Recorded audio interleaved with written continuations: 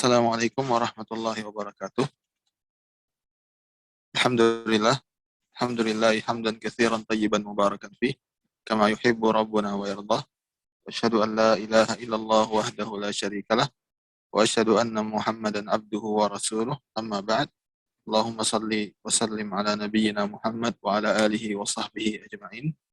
Amma ba'd. Jazakallah khair atas kehadiran teman-teman semua. Semoga Allah Subhanahu wa taala senantiasa memberkahi dan menjaga kita semua dan orang-orang yang kita cintai. Dan semoga Allah Subhanahu wa taala senantiasa menambahkan semangat kita untuk menuntut ilmu sehingga pohon hidayah yang sudah tumbuh di diri kita insya Allah semakin subur dan terus berbuah hingga kita bertemu dengan Allah Subhanahu wa taala sebagai seorang muslim dan mukmin yang sejati. Pada pertemuan yang lalu, kita sudah bahas tentang makna dari syahadat la ilaha illallah. Kita juga sudah bahas apa saja syarat-syarat yang terkait dengannya. Dan pada pertemuan kali ini, insya Allah kita akan lanjutkan pembahasan kita tentang syahadat la ilaha illallah. Sebuah kalimat yang luar biasa, yang menentukan kesengsaraan atau kebahagiaan abadi bagi seorang hamba. Yang merupakan rukun Islam yang pertama, yang merupakan cara bagi seseorang untuk memeluk agama Islam ini. Pada pertemuan kali ini, insya Allah kita akan memulai dengan menyebutkan beberapa keutamaan dari kalimat La ilaha illallah secara ringkas atau secara sekilas saja. Karena kalau mau disebutkan secara rinci, sangat panjang sekali keutamaan dari kalimat La ilaha illallah ini. Ada satu ayat yang akan kita bacakan pada topik ini, yaitu keutamaan la ilaha illallah. Yaitu firman Allah Subhanahu wa taala pada surat Al-Fat. Surat Al-Fat ayat ke-26. Ya, pada surat Al-Fat ini Allah Subhanahu wa taala berbicara tentang kemenangan yang diraih oleh Rasulullah SAW dan para sahabatnya ketika membebaskan kota Makkah. Ya, ketika beliau berhasil, ya akhirnya berhasil membebaskan kota Makkah, kembali memasuki kota Makkah setelah sebelumnya beliau dan para sahabatnya terusir dari kota kelahiran mereka. Surat ini, yaitu surat Al-Fat, berisi banyak sekali anugerah yang Allah Subhanahu wa taala berikan kepada kaum muslimin, ya, terutama kembalinya kota Makkah ke dalam wilayah kaum muslimin. Silahkan dibaca terjemahannya. Surat Al-Fat ini surat ke-48, ya, surat 48 ayat ke-26. Silahkan. Jika orang-orang kafir menanamkan dalam hati mereka kesombongan, yaitu kesombongan jahiliyah, lalu Allah menurunkan ketenangan kepada Rasul-Nya dan kepada orang-orang mukmin, dan Allah mewajibkan kepada mereka kalimat takwa, dan adalah mereka berhak dengan kalimat takwa itu dan patut memilikinya. Dan adalah Allah Maha mengetahui segala sesuatu.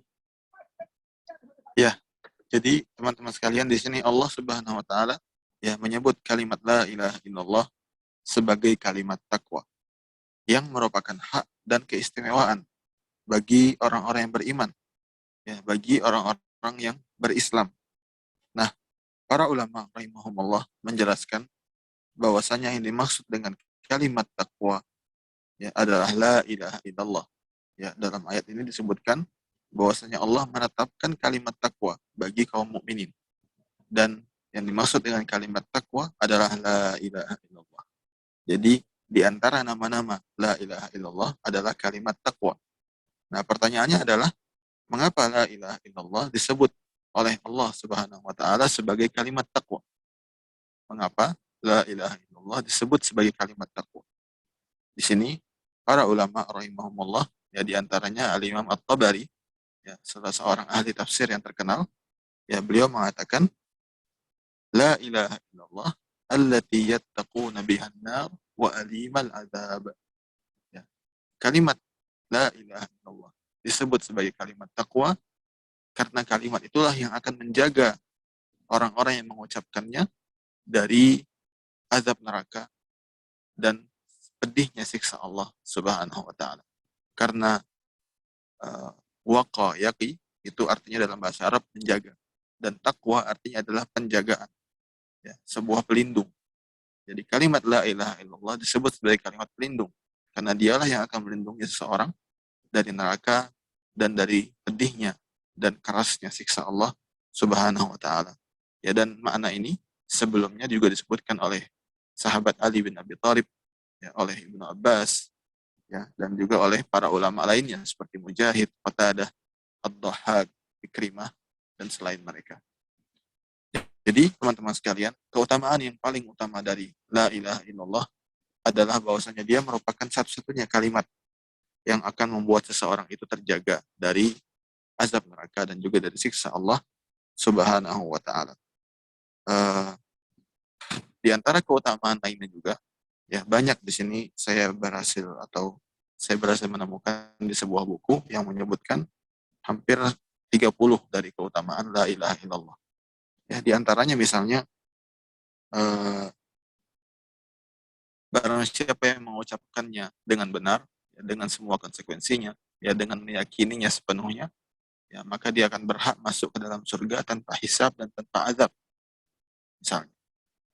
Kemudian di antara keutamaan yang juga tidak kalah besarnya adalah barang siapa yang mengucapkannya, ya, dengan benar, ya, meyakininya, mengamalkan kandungannya, maka mustahil dia akan kekal dalam neraka. Ya, bisa jadi mungkin dia diazab beberapa saat, tapi pasti di akhirnya Allah akan mengeluarkannya dan memasukkannya ke dalam surga. Jadi tidak mungkin seseorang yang mengatakan la ilaha illallah, meyakininya, itu akan kekal di neraka Allah Subhanahu wa taala. Tidak mungkin. Ya. Kemudian misalnya keutamaan lainnya adalah barang siapa yang suka mengatakannya berulang-ulang, ya, atau menjadikannya sebagai zikir hariannya, ya, maka dia akan berhak mendapatkan syafaat Nabi Sallallahu Alaihi Wasallam. Kemudian di antara keutamaan lainnya juga adalah bahwasanya kalimat ini merupakan kalimat yang sangat dibenci oleh syaitan, ya, sehingga dia merupakan pelindung bagi seseorang dari godaan syaitan dan dari gangguan syaitan. Ya, dan banyak lagi keutamaan lainnya, ya, seperti misalnya dia menghapuskan dosa, ya, menambahkan pahala bagi seseorang, ya, dan seterusnya. Kemudian kita akan masuk ke poin selanjutnya, yaitu apa sih yang wajib bagi seseorang terkait la ilaha illallah. Ya, banyak orang menyangka bahwasanya sekedar melafalkan la ilaha illallah sudah cukup. Ya, sekedar mengucapkannya saja la ilaha illallah itu sudah cukup untuk mendapatkan keutamaan-keutamaan dari la ilaha illallah. Sudah cukup untuk mendapatkan jaminan-jaminan yang Allah adakan bagi mereka yang mengucapkan la ilaha illallah. Padahal yang dituntut oleh Allah Subhanahu wa taala lebih dari sekedar mengucapkannya saja. Ya, ada beberapa hal, ya, lebih tepatnya ada 3 hal yang harus kita perhatikan terkait dengan la ilaha illallah. Ini adalah pengingat baik bagi kita, ya, maupun bagi saudara-saudara kita yang baru masuk Islam misalnya. Ya, mereka juga harus tahu bahwasanya la ilaha illallah bukan sekedar mengucapkan, ya, tapi ada beberapa hal yang harus diperhatikan agar dia bisa berfungsi dengan benar, agar dia bisa berguna untuk kita. Ya, yang pertama adalah tentunya mengetahui maknanya. Seseorang yang mengucapkan la ilaha illallah harus mengetahui maknanya. Maknanya adalah tiada Tuhan yang berhak diibadahi selain Allah Subhanahu wa taala. Oleh karenanya orang-orang Quraisy ketika itu, ya, mereka orang yang fasih berbahasa Arab. Mengucapkan la ilaha illallah itu bukan hal yang susah bagi mereka. Ya, mungkin kita lihat sekarang saudara-saudara kita yang baru masuk Islam, ya, mungkin mereka masih susah payah mengucapkan la ilaha illallah karena mereka bukan orang Arab. Nah, tapi orang-orang Quraisy ketika itu, ya, mereka mengucapkannya dengan lancar, bisa saja. Mereka sekedar mengucapkannya, sangat mudah karena itu bahasa mereka. Ya, tetapi, ya, mereka tidak mau mengucapkannya karena mereka tahu makna dari la ilaha illallah dan mereka belum yakin mereka akan mampu melakukannya. Ya, oleh karenanya ketika mereka diajak oleh Rasul Shallallahu Alaihi Wasallam untuk mengucapkan la ilaha illallah, apa yang mereka katakan? Ya, sebagaimana yang disebutkan dalam firman Allah Subhanahu wa taala dalam surat Shad, ya, surat Shad ayat kelima. Ya, surat Shad ayat kelima, Allah Subhanahu wa taala mengisahkan ucapan mereka. Mereka mengatakan, aja'alal alihat ilahan wahida, inna hadza la syai'un ujab. Ya, apakah Muhammad itu mau menjadikan Tuhan-Tuhan yang banyak menjadi Tuhan yang satu saja? Sungguh ini merupakan perkara yang sangat aneh. Ya, mereka selama ini menyembah Tuhan-Tuhan lain selain Allah. Ya, menyembah Lata, menyembah Uzza, menyembah Manat, menyembah ratusan patung lainnya yang berada di sekeliling Ka'bah. Ketika Rasulullah membawakan kalimat la ilaha illallah, mereka menganggapnya sebagai satu hal yang aneh. Ya, mereka mengatakan, bagaimana bisa Muhammad ini menjadikan Tuhan-Tuhan yang banyak menjadi satu Tuhan saja? Sungguh ini merupakan perkara yang sangat tidak masuk akal, yang sangat aneh. Ya, ini yang pertama. Kita harus mengetahui maknanya. Yang kedua, ya, kita harus benar-benar uh, menuluskan hati kita dalam mengucapkan dan meyakini. Ya, jadi dia bukan sekedar diucapkan, tapi benar-benar diyakini dengan tulus. Ya, mengakui bahwasanya hanya Allah yang berhak disembah, membenci segala jenis kesyirikan, dan membenci segala orang-orang yang menyembah kepada selain Allah. Ini merupakan kandungan dari la ilaha illallah. Ya. Jadi seorang yang mengucapkan la ilaha illallah harus benar-benar memurnikan segala ibadah yang dilakukan hanya kepada Allah, dan harus benar-benar menyingkari segala Tuhan yang diibadahi selain Allah Subhanahu wa taala. Ini yang kedua. Kemudian yang ketiga adalah mengamalkan apa yang dikandung olehnya. Ya, mengamalkan apa yang dikandung olehnya. Ketika dia mengucapkan la ilaha illallah, maka dia benar-benar harus meninggalkan sesembahan-sesembahan yang selama ini dia sembah. Ketika dia mengucapkan la ilaha illallah, dia berarti harus belajar, harus mengetahui mana ibadah-ibadah, ya, mana yang bukan ibadah. Ya. Ketika dia mengetahui mana yang ibadah, dia bisa memperuntukkannya hanya kepada Allah Subhanahu wa taala. Dan jangan sampai seseorang telah mengucapkan la ilaha illallah tapi enggan untuk belajar, enggan untuk menambah pengetahuannya tentang Islam, sehingga tanpa sengaja mungkin, ya, tanpa sepengetahuannya dia memperuntukkan sesuatu yang seharusnya hanya diperuntukkan untuk Allah, dia persembahkan kepada selain Allah. Jadi ketika seorang mengucapkan la ilaha illallah, dia juga harus belajar, harus mengetahui mana yang ibadah, mana yang bukan. Dia juga harus mengetahui bahwasanya semua ibadah harus diperuntukkan hanya kepada Allah Subhanahu wa taala. Dan tiga hal ini wajib terpenuhi pada seseorang sehingga bisa dianggap sah syahadatnya. Sehingga bisa dianggap sah syahadatnya. Seperti itu. Baik. Selanjutnya, poin selanjutnya, teman-teman sekalian.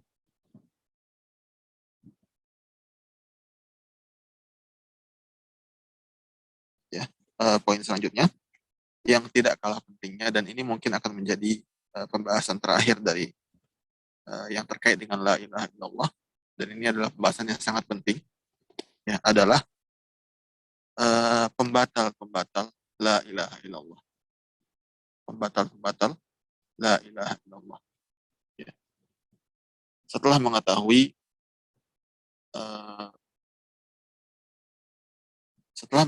apa saja yang harus kita sertakan dengan pengucapan la ilaha illallah, apa saja konsekuensi dari seseorang yang mengucapkan la ilaha illallah, kita juga harus tahu apa saja hal yang bisa membatalkan la ilaha illallah.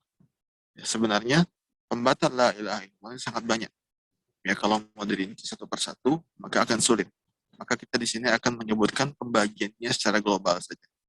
Ya. Jadi kalau mau dibagi secara global, pembagian hal-hal yang membatalkan la ilaha illallah, ya, la ilaha illallah itu bisa batal dengan tiga hal, yaitu amalan hati, amalan lisan, dan amalan anggota badan.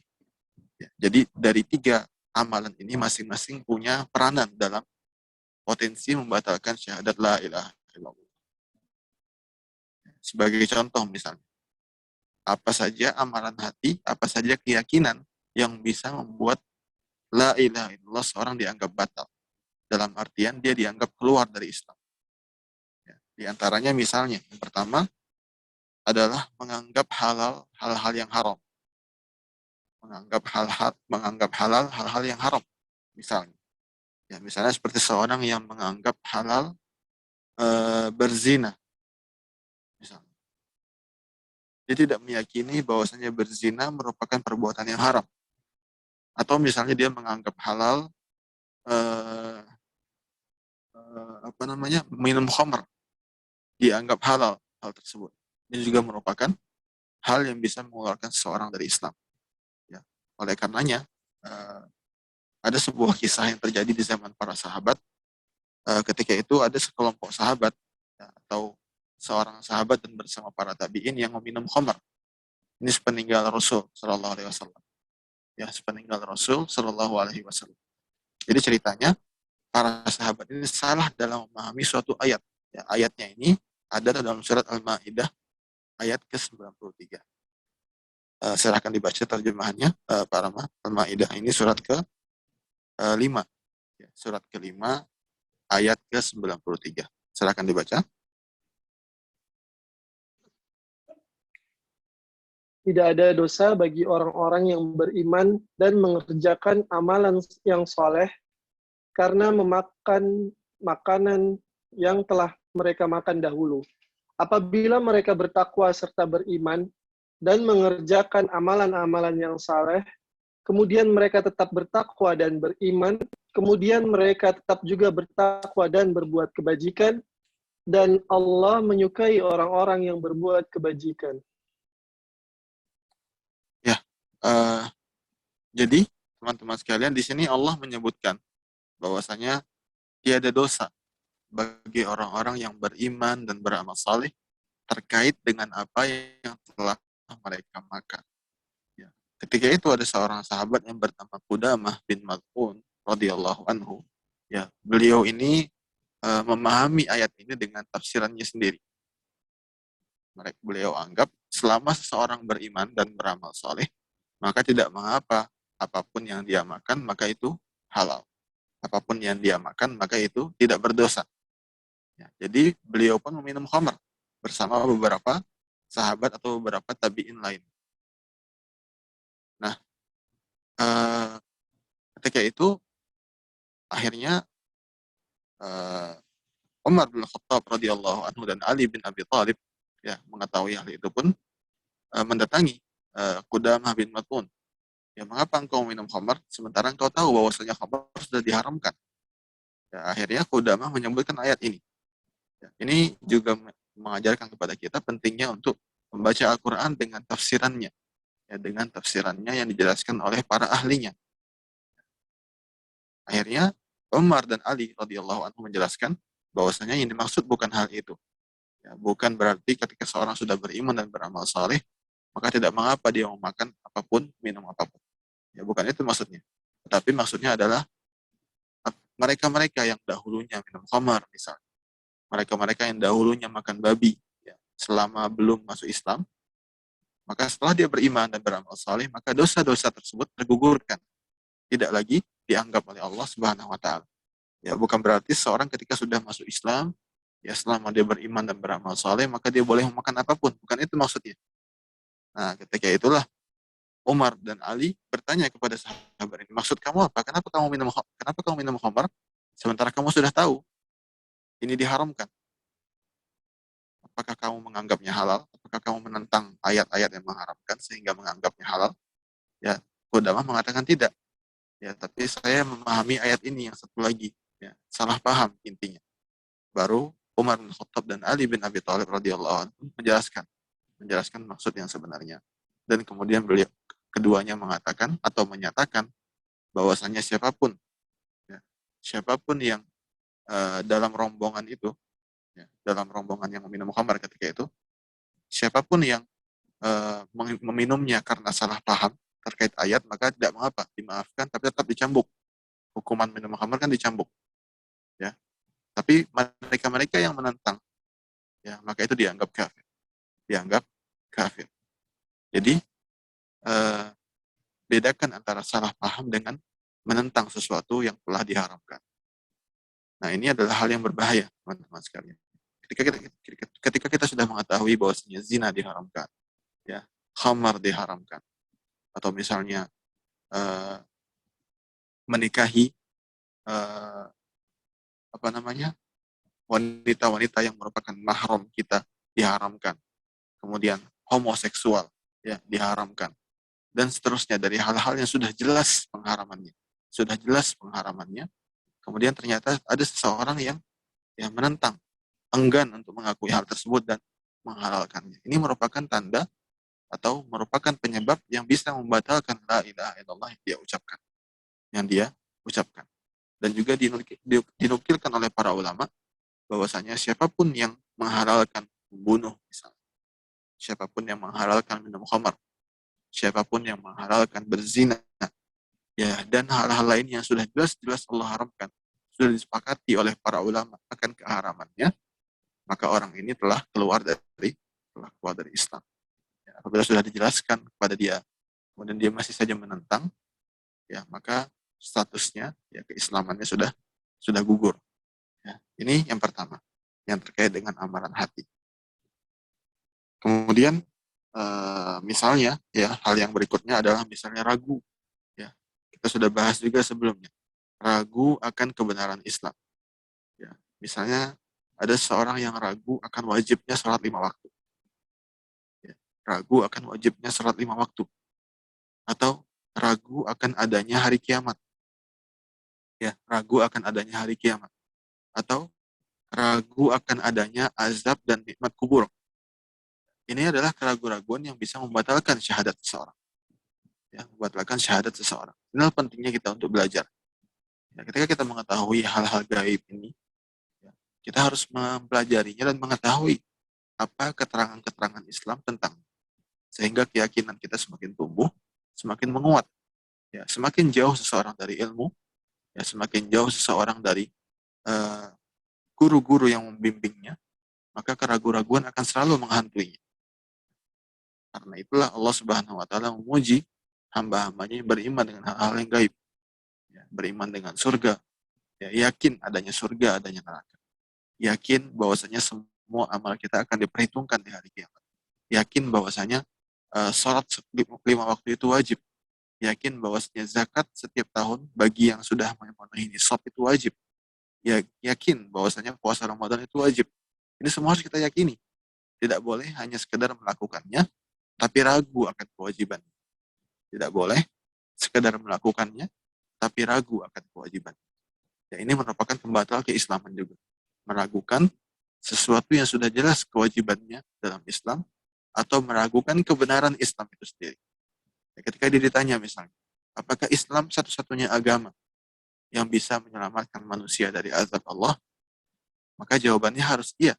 Saya yakin bahwasanya Islam adalah satu-satunya agama yang bisa mengantarkan seorang kepada surga.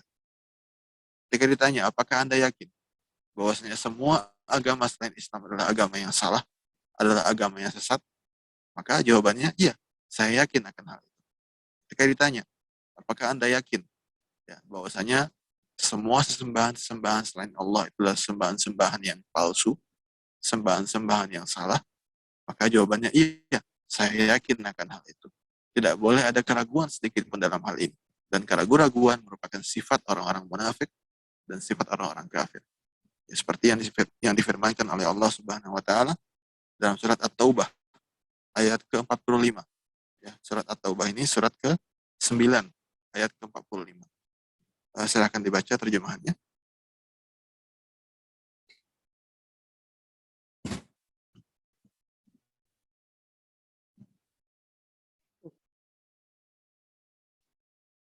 Sesungguhnya yang akan meminta izin kepadamu hanyalah orang-orang yang tidak beriman kepada Allah dan hari kemudian.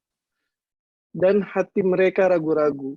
Karena itu mereka selalu bimbang dalam keraguannya. Ya, perhatikan bagaimana di sini Allah menyifati orang-orang yang ragu sebagai orang-orang yang tidak beriman. Jadi sama saja antara orang yang ragu dengan orang yang tidak beriman. Ya, oleh karenanya bagaimana kita bisa menghindari keraguan-raguan ini dengan terus belajar, teman-teman sekalian. Ya, terus belajar.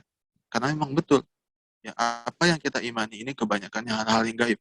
Ya, mengimani surga, mengimani neraka, mengimani azab kubur, ya, mengimani malaikat-malaikat Allah, ya, dan seterusnya. Ya, seperti misalnya juga yang disebutkan dalam surat Al-Kahfi ayat ke-35 sampai 37. Silakan dibaca terjemahannya. Surat Al-Kahfi surat ke-18 ayat ke-35 sampai 37.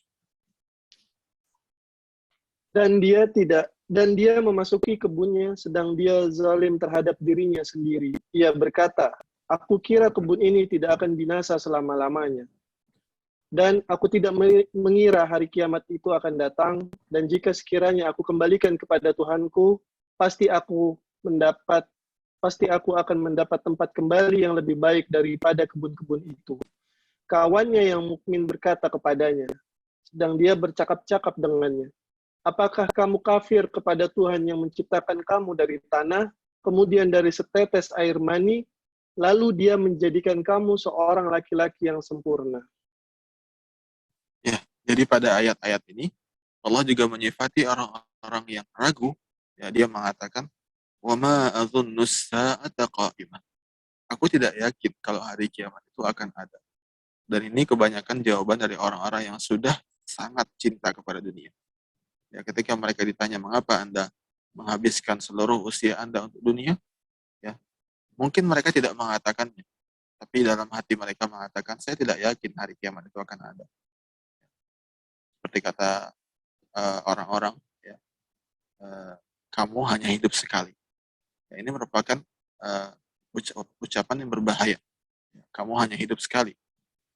Intinya mereka ingin memproklamirkan bahwasanya kehidupan kita ya hanya kehidupan di dunia. Tidak ada lagi kehidupan kita setelah ini. Jadi ya sudah, habiskan semua kesenanganmu di dunia, ya, karena tidak akan ada lagi kehidupan setelah di dunia ini. Ini adalah keraguan-raguan yang sangat berbahaya. Ya, dan banyak kaum muslimin yang masih belum mengetahui hakikat hal ini. Ya, kita lihat banyak teman-teman kita yang masih kurang dalam belajar. Ya, mereka belum yakin kalau hari kiamat itu ada. Ya, mereka belum yakin akan kebenaran Islam secara utuh. Ya, mereka belum yakin akan uh, akan kebenaran ajaran-ajaran Islam ini. Ya, oleh karenanya merupakan tugas kita semua untuk senantiasa mendakwahkan. Ya, jangan pernah merasa bosan untuk mendakwahkan, mengajarkan agama kepada orang lain. Ya, karena keyakinan ini butuh untuk dipupuk. Keyakinan ini butuh untuk dijaga. Bukan berarti ketika kita sudah beriman, ketika kita sudah masuk Islam, kemudian kita biarkan saja seperti itu, maka Islam kita akan utuh seterusnya. Ya tidak. Ya, iman dan Islam ini harus dijaga.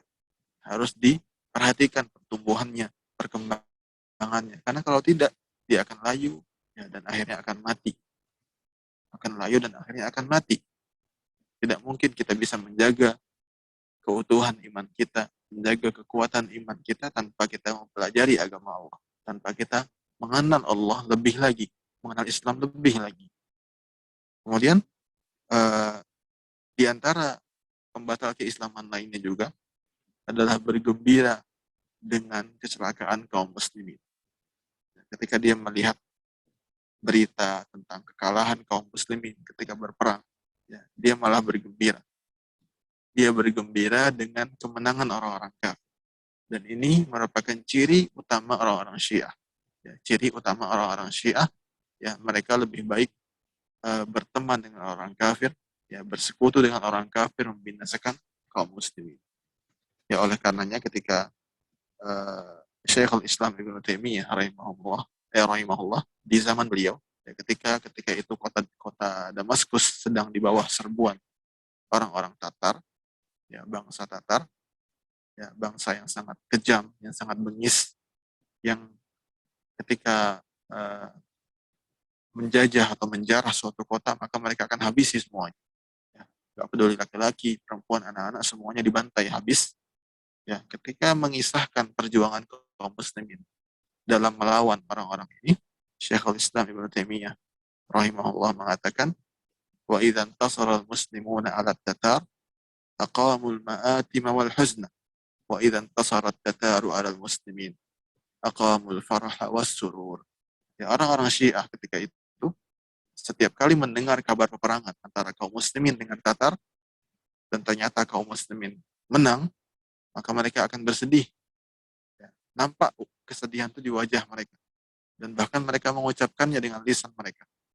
Ya, tapi ketika mendengar kemenangan kaum Tatar, mendengar bahwasanya kaum muslimin dibantai habis, ya, maka mereka senang sekali. Ya, senang sekali mereka mendengar. Karena orang-orang ini tidak sejalan pemikirannya dengan mereka. Nah, ini adalah buah dari fanatisme yang salah. Ya. Jadi mungkin kita merasa aneh ketika mendengar, mungkinkah seorang yang berstatus muslim bergembira ketika mendengar kaum muslimin lainnya terbunuh? Ini merupakan hal yang ganjil bagi kita. Tapi orang-orang yang sudah tercemari akalnya oleh pemikiran-pemikiran yang sesat, maka mereka tidak peduli lagi. Selama orang ini tidak sejalan pemikirannya dengan saya, maka tidak peduli dia muslim atau tidak, maka saya bergembira dengan kecelakaan. Dan ini merupakan sifat kaum kufar. Dan mereka bergembira jika kaum muslimin ditimpa kekalahan, kaum muslimin binasa, ya itu mereka sangat bergembira. Seperti misalnya disebutkan oleh Allah dalam surat Ali Imran ayat ke-120 dan juga At-Taubah ayat ke-50. Silakan dibaca terjemahannya. Surat At-Taubah ayat 50 dulu.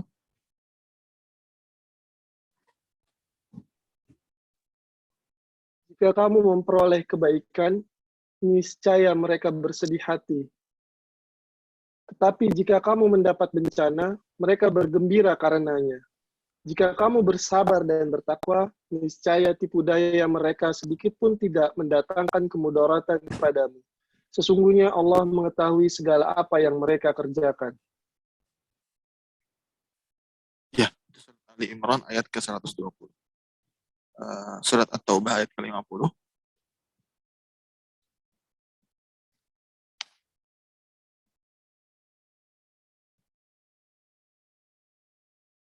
Ke-50. Ke-50. 50.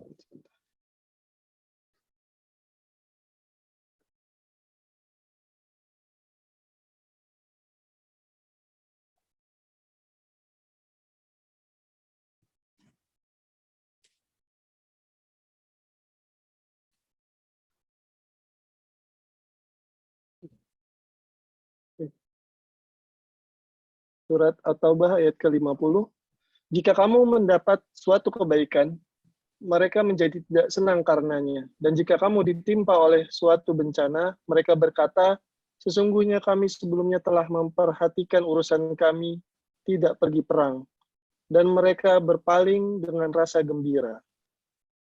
Ya, jadi teman-teman, 3 hal yang saya sebutkan tadi adalah salah satu dari 3 hal utama yang terkait dengan hati seseorang yang bisa membuat Islamnya batal, yaitu dia menghalalkan hal yang Allah haramkan, kemudian dia ragu tentang Islam, tentang kebenaran Islam, tentang kewajiban-kewajiban yang ada pada Islam, dan yang ketiga, dia bergembira dengan kekalahan kaum muslim. Seperti misalnya sekarang, ya, kita memiliki saudara-saudara di beberapa negara yang tertindas. Ya.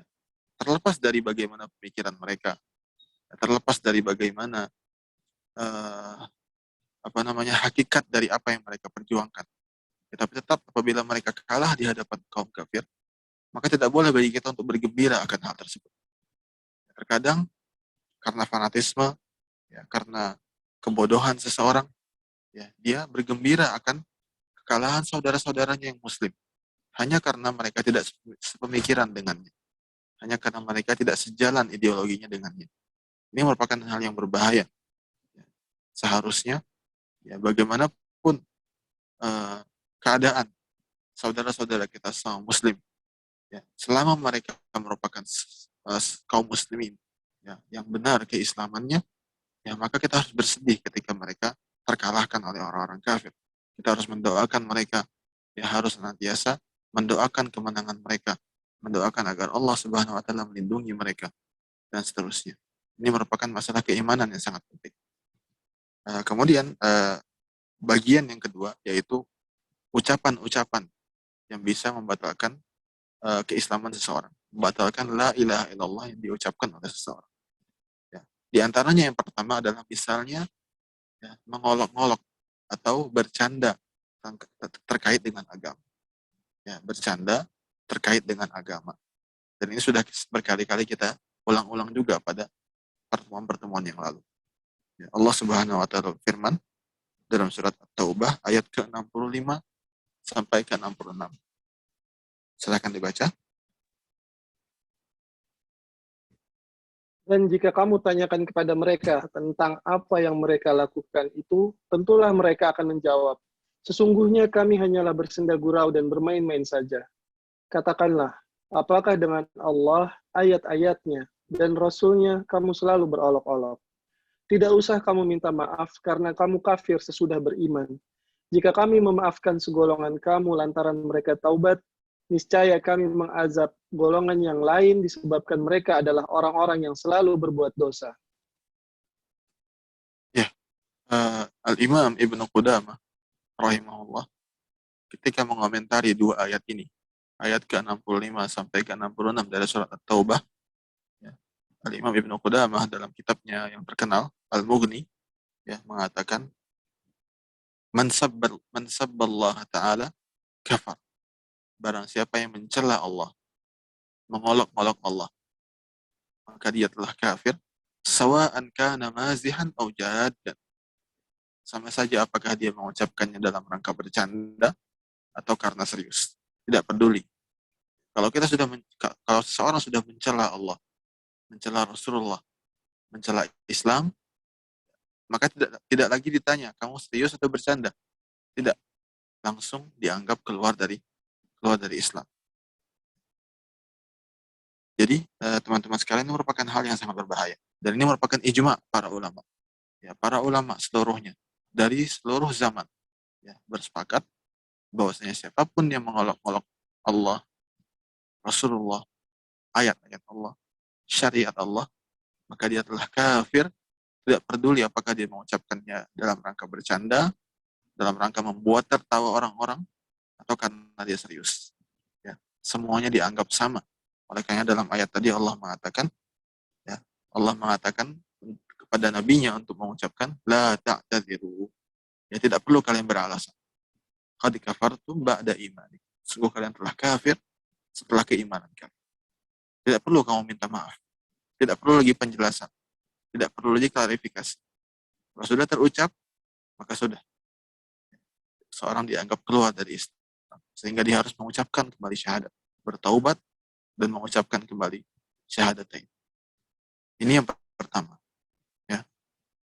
Kemudian, di antara ucapan-ucapan yang berbahaya juga adalah mengucapkan sesuatu yang berupa penyingkaran terhadap hal-hal yang sudah diketahui secara umum dalam Islam. Misalnya seperti seorang yang menyingkari secara lisannya, dengan lisannya kewajiban sholat 5 waktu. Jadi ini sama dengan unsur yang tadi, tapi ini bedanya dengan mengucapkan. Kalau tadi misalnya dengan meyakini saja, tapi kalau ini dengan mengucapkan. Ya, dia mengucapkan dengan lisannya bahwasanya zina hukumnya halal. Mengucapkan dengan lisannya bahwasanya semua agama itu benar. Ya, tidak perlu kita bertauhid. Kita boleh menyembah siapa saja, selama kita berbuat baik, maka kita akan masuk surga. Kemudian misalnya seperti orang-orang yang menyingkari syariat-syariat kisos. Misalnya Allah Subhanahu wa taala dalam Al-Qur'an menyebutkan bahwasanya hukuman orang yang dibunuh atau hukuman orang yang membunuh adalah dibunuh kembali, kisos. Nah, dia menyingkari, wah ini tidak manusiawi, terlalu kejam, dan seterusnya. Ini juga merupakan hal yang bisa membatalkan keislaman seseorang. Ketika dia mengetahui bahwasanya hukum bagi seorang yang berzina, apabila dia sudah menikah, maka hukumnya dilempari dengan batu hingga mati. Hingga dia mati. Kemudian dia menyingkarinya, mengatakan, tidak manusiawi. Ya, hukuman yang seperti menghukum binatang saja. Ya, kemudian kejam, dan seterusnya. Ya, ini merupakan hal yang bahaya, hal yang berbahaya. Yang menyingkari hukum-hukum yang telah Allah tetapkan. Menyingkari hukum-hukum yang telah Allah tetapkan. Bisa jadi mungkin dia belum bisa melaksanakan Seperti misalnya di negara-negara yang belum menerapkan hukum Islam. Ya, mereka memang belum bisa karena memang sudah sistemnya seperti itu. Ya, ini berbeda dengan terang-terangan mengingkarinya. Ya, mengingkari secara terang-terangan berbeda dengan belum bisa untuk melakukan. Misalnya ketika seseorang tahu bahwasanya khamar itu haram, dia sudah berusaha menjauhinya, tapi karena sudah terlanjur dia bertahun-tahun biasa minum khamar, akhirnya suatu saat dia kembali minumnya. Karena terpengaruh oleh teman-temannya misalnya. Karena mungkin terpengaruh oleh ajakan teman-teman minumnya yang lama, akhirnya dia minum. Ya, kemudian dia menyesalinya, kemudian bertaubat. Ya, beda antara orang yang seperti ini dengan orang yang jelas-jelas mengatakan khamar itu halal. Tidak masalah minum khamar. Tidak masalah berzina dan seterusnya. Jadi bedakan antara dua hal ini. Ini yang terkait dengan lisan. Kemudian yang terkait dengan perbuatan anggota badan, ya, perbuatan anggota badan yang bisa membatalkan keislaman seseorang, ya, tentunya misalnya yang pertama adalah beribadah kepada selain Allah.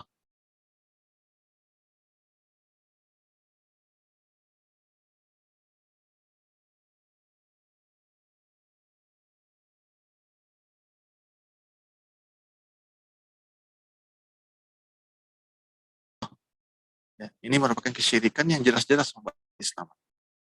Ya, atau seperti misalnya enggan untuk tunduk dan patuh pada perintah Allah Subhanahu wa taala. Ya, sebagaimana iblis, ya, ketika diperintahkan oleh Allah untuk bersujud menghormati Nabi Adam, ya dia enggan untuk melakukannya. Kalau kita tanya, apakah iblis mendustakan seorang rasul? Jawabannya tidak. Ya, tidak pernah ada rasul yang diutus kepada iblis. Ya. Apakah iblis mendustakan bahwasanya Allah adalah Tuhan semesta alam? Satu-satunya Tuhan yang berhak disembah? Jawabannya tidak. Iblis meyakini bahwasanya Allah adalah Tuhan semesta alam. Ya, oleh karenanya dia kemudian memohon kepada Allah untuk memperpanjang usianya. Ini menunjukkan bahwasanya iblis tahu bahwasanya Allah merupakan Tuhan yang berkuasa sepenuhnya atasnya. Tapi masalahnya hanya ada ketidaktundukan. Ketika Allah perintahkan kepadanya untuk sujud kepada Nabi Adam, untuk menghormati Nabi Adam, dia membangkang. Maka Allah Subhanahu wa taala mengecapnya sebagai makhluk yang kafir. Ya, jadi ini sudah kita bahas juga pada pertemuan selanjutnya. Ya, salah satu dari konsekuensi la ilaha illallah adalah ketundukan yang sempurna, ya, dari kita kepada Allah Subhanahu wa taala. Oleh karena Allah Subhanahu wa taala berfirman dalam surat Al-Ahzab ayat ke-36. Surat Al-Ahzab ayat ke-36. Surat Al-Ahzab ini atau sebelumnya kita baca dulu ayat-ayat terkait dengan kesyirikan. Tadi kita sudah sebutkan bahwasanya kesyirikan itu membatalkan keislaman.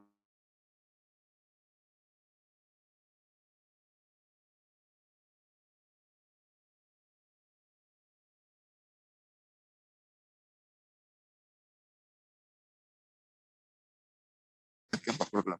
Silakan.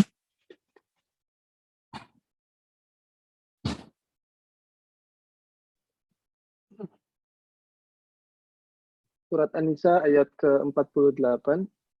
Sesungguhnya Allah tidak akan mengampuni dosa syirik, dan Dia mengampuni segala dosa yang selain dari syirik itu. Bagi siapa yang dikehendakinya, barang siapa yang mempersekutukan Allah, maka sungguh ia telah berbuat dosa yang besar. Ya, selanjutnya surat Az-Zumar yang masih terkait dengan kesyirikan. Surat Az-Zumar ayat ke-65. Surat Az-Zumar ayat ke-65. Dan sesungguhnya telah diwahyukan kepadamu dan kepada nabi-nabi yang sebelummu. Jika kamu mempersekutukan Tuhan, niscaya akan hapuslah amalmu, dan tentulah kamu termasuk orang-orang yang merugi. Ya. Kemudian selanjutnya juga surat Al-Maidah ayat ke-72. Al-Maidah ayat ke-72. Sesungguhnya telah kafirlah orang-orang yang berkata, sesungguhnya Allah ialah Al-Masih putra Maryam. Padahal Al-Masih sendiri berkata, hai Bani Israel, sembahlah Allah Tuhanku dan Tuhanmu.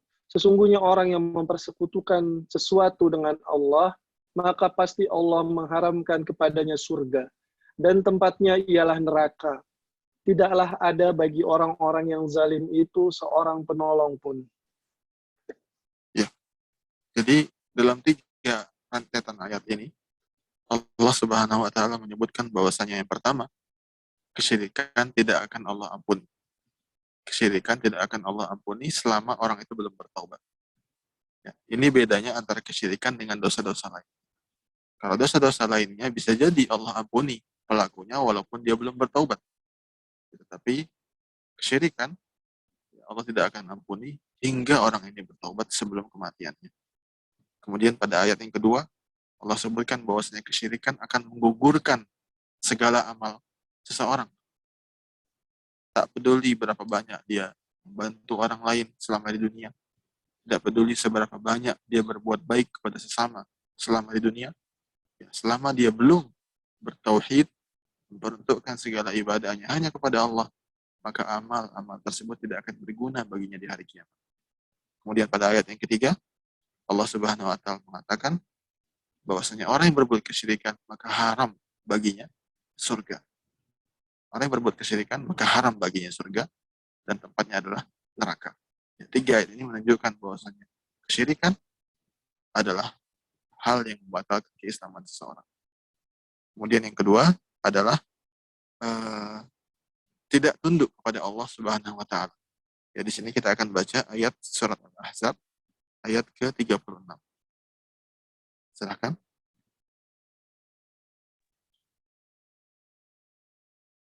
Surat Al-Ahzab ayat ke-36, dan tidaklah patut bagi laki-laki yang mukmin dan tidak pula bagi perempuan yang mukmin apabila Allah dan Rasulnya telah menetapkan suatu ketetapan, dan akan ada bagi mereka pilihan yang lain tentang urusan mereka. Dan barang siapa mendurhakai Allah dan Rasulnya, maka sungguhlah dia telah sesat yang nyata. Ya, jadi teman-teman sekalian, ini merupakan peringatan bagi kita. Ketika mendengar suatu syariat dari Allah, ketika mendengar ustadz kita menyebutkan suatu ajaran Islam, maka hal pertama yang harus kita lakukan adalah meyakininya sebagai kebenaran. Meyakininya sebagai kebenaran. Terlepas dari apakah kita sudah melakukannya atau belum, apakah kita akan mampu melakukannya atau tidak, ya ini merupakan tahapan selanjutnya. Tapi tahapan utama adalah yakini dulu bahwasanya itu merupakan kebenaran. Ketika mendengar bahwasanya salat 5 waktu hukumnya wajib, ketika mendengar bahwasanya puasa Ramadan hukumnya wajib, ketika mendengar bahwasanya hukuman Islam bagi mereka yang berzina apabila sudah menikah adalah dilempari dengan batu hingga dia mati. Ya, hukuman Islam bagi mereka yang membunuh orang lain adalah dibalas bunuh kembali. Ya, ini adalah hal yang harus kita yakini seluruhnya. Ya, tidak mungkin, ya tidak pantas bagi seorang mukmin ataupun mukminah ya, ketika mendengar syariat Allah Subhanahu wa taala dia malah memilih atau mencari opsi-opsi lainnya. Ya, Allah mengatakan di sini tidak pantas bagi seorang mukmin ataupun mukminah ketika mendengar bahwasanya Allah telah menetapkan sesuatu dia malah mencari pilihan lain. Dia malah mencari pilihan lain. Kemudian dalam ayat lainnya surat An-Nisa ayat ke-65. Ya, ini juga terkait dengan ketaatan. Silakan dibaca. Surat An-Nisa ayat ke-65. Maka demi Tuhanmu, mereka pada hakikatnya tidak beriman hingga mereka menjadikan kamu hakim terhadap perkara yang mereka perselisihkan. Kemudian mereka tidak merasa dalam hati mereka suatu keberatan terhadap putusan yang kamu berikan. Dan mereka menerima dengan sepenuhnya. Ya, jadi ini juga merupakan ciri utama dari seorang yang beriman. Ya, ketika hendak menghadapi suatu permasalahan, ya, mencari solusi dari suatu permasalahan, ya, maka dia kembali kepada agama. Dia cari apa solusinya dalam agama. Ya, jika sudah terjelaskan baginya, maka dia melakukannya. Ya, bukan kemudian mencari-cari solusi lain yang sesuai dengan hawa nafsunya. Ya, jadi ketundukan adalah hal yang sangat penting dalam Islam. Ya, bisa jadi seseorang mengakui bahwasanya Allah merupakan Tuhannya. Bisa jadi seorang mengakui bahwasanya Allah merupakan satu-satunya Tuhan yang berhak disembah, tapi tidak ada dalam hatinya ketundukan kepada Allah. Tidak ada dalam hatinya ketundukan kepada syariat Allah. Ya, ini adalah hal yang perlu diperhatikan. Kemudian kita akan masuk ke penggalan matan selanjutnya, yaitu ya di mana Syekh di sini, Syekh Muhammad bin Abdul Wahhab rahimahullah, ya, menyebutkan penafsiran dari kalimat la ilaha illallah. Penafsiran dari kalimat la ilaha illallah. Ya, di antara keistimewaan matan-matan yang ditulis oleh Syekh Muhammad bin Abdul Wahhab rahimahullah adalah beliau jarang sekali membawakan ucapan beliau sendiri. Jadi kebanyakan matan yang beliau tulis rahimahullah itu adalah ibarat kumpulan dari dalil-dalil. Ya, ketika menjelaskan sesuatu, beliau langsung bawakan dalil. Oleh karenanya ketika hendak menjelaskan makna la ilaha illallah, ya beliau tidak membawakan ucapan beliau sendiri, tapi beliau membawakan ayat yang menjelaskan makna dari la ilaha illallah. Ya. Beliau rahimahullah mengatakan, wa tafsiruha alladhi yuwaddihuha qauluhu ta'ala wa idh qala Ibrahimu li abihi wa qaumihi innani bara'un mimma ta'budun illa alladhi fatarani fa innahu sayahdin wa ja'alaha kalimatan baqiyatan fi aqibih la'allahum yarji'un. Surat Az-Zukhruf ayat ke-26 sampai 28. Jadi ketika hendak menjelaskan tafsir dari la ilaha illallah, beliau tidak mengucapkan ucapan beliau sendiri. Beliau membawakan ayat-ayat yang menjelaskan makna dari la ilaha illallah. Dan salah satunya adalah surat Az-Zukhruf ayat ke-26 sampai ayat ke-28. Silahkan dibaca.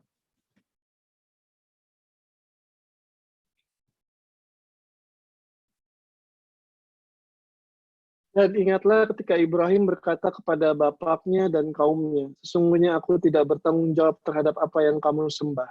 Tetapi aku menyembah Tuhan yang menjadikanku, karena sesungguhnya Dia akan memberi hidayah kepadaku. Dan Ibrahim alaihissalam menjadikan kalimat tauhid itu kalimat yang kekal pada keturunannya, supaya mereka kembali kepada kalimat tauhid itu. Ya, terkait ayat ini teman-teman ada beberapa poin yang perlu kita ketahui. Ya, yang pertama, mungkin sebagian orang bertanya-tanya, mengapa yang disebut di sini adalah Nabi Ibrahim? Ya, mengapa seringkali ketika mengajak bicara kaum Quraisy, Allah selalu membawakan Nabi Ibrahim lagi. Di antara hikmah dari hal ini adalah bahwasanya orang-orang kafir itu seringkali berdalih. Ya, ketika diajak bertauhid, ketika diajak masuk Islam, mereka berdalih, wah, Islam ini beda dengan agama nenek moyang kami. Islam ini bertentangan dengan agama nenek moyang kami. Ya, maka Allah membawakan kepada mereka kisah Nabi Ibrahim yang merupakan nenek moyang mereka yang paling atas. Ya. Jadi ketika mereka berdalih dengan agama nenek moyang, ketika mereka berhujjah dengan tradisi leluhur mereka, ya Allah membawakan kepada mereka agama dan akidah dari nenek moyang mereka yang pertama, yaitu Nabi Ibrahim alaihissalam. Ini poin yang pertama atau pelajaran pertama dari ayat ini. Kemudian pelajaran yang kedua juga, perhatikan di sini bahwasanya Allah mengatakan, ingatlah ketika Nabi Ibrahim berkata kepada bapaknya dan kaumnya. Ingatlah ketika Nabi Ibrahim berkata kepada bapaknya dan kaumnya. Ya. Mengapa di sini Allah mengisahkan ucapan Nabi Ibrahim, ya, seolah-olah ucapan tersebut hanya kepada bapaknya dan kaumnya. Padahal Nabi Ibrahim mengucapkannya kepada seluruh manusia ketika itu, kepada umat beliau seluruh. Di sini Allah hendak menegaskan, ya, bahwasanya orang yang diajak bicara oleh Nabi Ibrahim ketika itu adalah orang-orang terdekat, bapaknya dan kerabat-kerabat. Namun demikian, itu tidak menghalangi beliau untuk menyatakan apa yang akan beliau ucapkan. Ini menunjukkan ketegaran keimanan Nabi Ibrahim alaihissalam. Beliau tidak membedakan dalam menyatakan hal ini antara orang-orang terdekat beliau dengan orang-orang yang tidak beliau kenal sama sekali. Perhatikan di sini ucapan yang beliau ucapkan. Innani bara'um mimma ta'budun. Aku berlepas diri dari segala apa yang kalian sembah selain Allah. Jadi ucapan berlepas diri ini beliau proklamirkan, beliau nyatakan kepada orang terdekat beliau, ayah beliau sendiri, dan kerabat-kerabat beliau sendiri. Ya, ini menunjukkan kuatnya keimanan Nabi Ibrahim alaihissalam, ya, dan bahwasanya beliau tahu kecintaan yang hakiki, kecintaan satu-satunya yang patut diperjuangkan adalah kecintaan kepada Allah Subhanahu wa taala. Ya, keridhaan, ya, yang merupakan tujuan utama bagi setiap manusia adalah keridhaan Allah Subhanahu wa taala. Ya, jika memang keridhaan Allah itu bertentangan pada kenyataannya dengan keridhaan orang-orang lain, ya, baik itu orang tua, baik itu kerabat, baik itu teman-teman, maka dia harus mendahulukan keridhaan Allah Subhanahu wa taala. Seorang muslim, seorang mukmin tidak akan mengorbankan ridha Allah, tidak akan mengorbankan agama Allah untuk meraih kedekatan atau meraih keridhaan dari makhluk, sedekat apapun makhluk tersebut kepadanya. Kemudian di antara pelajaran lainnya yang bisa kita ambil dari ayat ini adalah, coba kita perhatikan antara ayat 30 antara ayat 26 dengan 27. Nabi Ibrahim mengatakan, sungguhnya aku berlepas diri dari apa-apa yang kalian sembah kecuali Allah yang telah menciptakanku. Perhatikan kata kecuali di sini. Perhatikan bagaimana Nabi Ibrahim menyatakan bahwasanya kaumnya saat itu juga menyembah Allah. Ya, kaumnya ketika itu juga menyembah Allah. Tapi masalahnya mereka juga menyembah Tuhan-Tuhan lain selain Allah. Jadi Nabi Ibrahim mengatakan, saya berlepas diri dari apa yang kalian sembah kecuali Allah. Apa yang kalian sembah kecuali Allah. Ini menunjukkan bahwasanya kaum Nabi Ibrahim ketika itu juga menyembah Allah. Tapi masalahnya mereka juga menyembah makhluk-makhluk selain Allah Subhanahu wa taala. Dan ini menunjukkan bahwasanya kaum Nabi Ibrahim ketika itu bukan musyrik yang benar, bukan kaum yang kafir yang benar-benar tidak menyembah Allah. Tidak.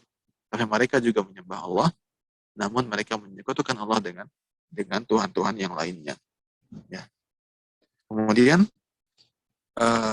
pelajaran lainnya juga yang perlu kita ambil dari ayat ini, ya, perhatikan ayat yang ke-27.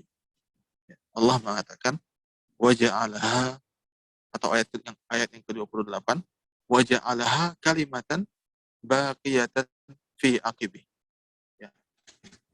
Kalimatan baqiyah, ya. Kalimat yang tetap, ini yang dimaksud adalah kalimat la ilaha illallah. Ya. Nabi Ibrahim menjadikan la ilaha illallah sebagai kalimat yang tetap ada hingga keturunannya habis, hingga hari kiamat. Nah, di sini pertanyaannya adalah bagaimana Nabi Ibrahim menjadikan kalimat la ilaha illallah yang tetap ada. Dan ini merupakan amalan yang bisa kita tiru, teman-teman sekalian. Bagaimana kita sebagai manusia saat ini, ya, berharap kepada Allah Subhanahu wa taala agar kalimat la ilaha illallah ini senantiasa ada di keturunan kita. Sampai kapan? Siapa yang bisa menjamin bahwasanya keturunan kita akan terus muslim hingga hari kiamat? Ya, tidak ada yang bisa menjamin. Ya, yang hanya bisa menjamin tersebut adalah Allah Subhanahu wa taala. Oleh karena kita perlu tahu apa saja hal-hal yang Nabi Ibrahim lakukan, ya, untuk menjadikan kalimat la ilaha illallah itu terus ada pada keturunan beliau. Ya, di antaranya hal yang pertama adalah beliau mewasiatkannya kepada keturunan. Ketika beliau hendak meninggal, ya, wasiat yang beliau ucapkan adalah wasiat agar kalian senantiasa bertauhid. Wasiat agar kalian senantiasa menjaga la ilaha illallah. Ya, kalau kita lihat dalam surat Al-Baqarah, ya, ayat ke-130 atau ayat ke-128 sampai 130. Ya. Atau 130 saja tidak mengapa. Silakan dibaca surat Al-Baqarah ayat 130.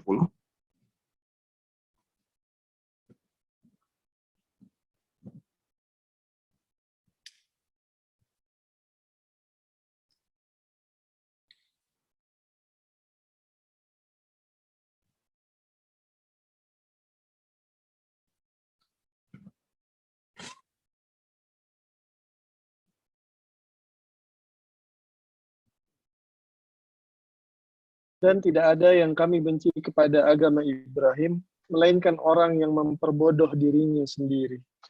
Dan sungguh kami telah memilihnya di dunia, dan sesungguhnya dia di akhirat benar-benar termasuk orang-orang yang saleh.